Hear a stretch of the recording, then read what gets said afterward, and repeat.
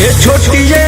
छोटी तहरा चोटी से चोट लागता सचो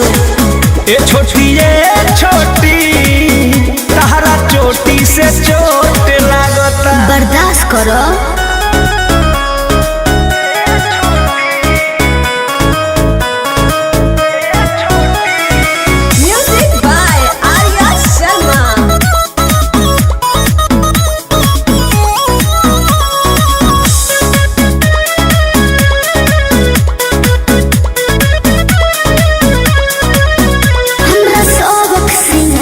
बेकार करला कोई टूट के ना हम पे प्रहार करला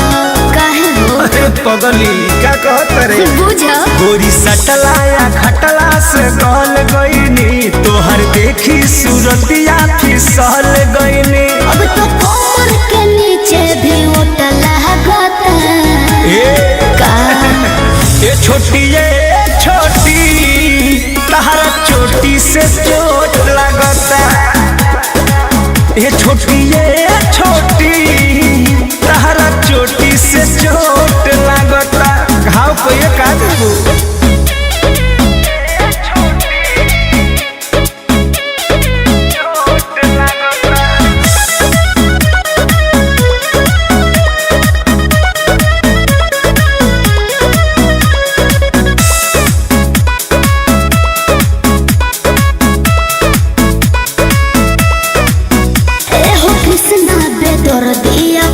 प्यार करो नहीं तो होई विरोध जी।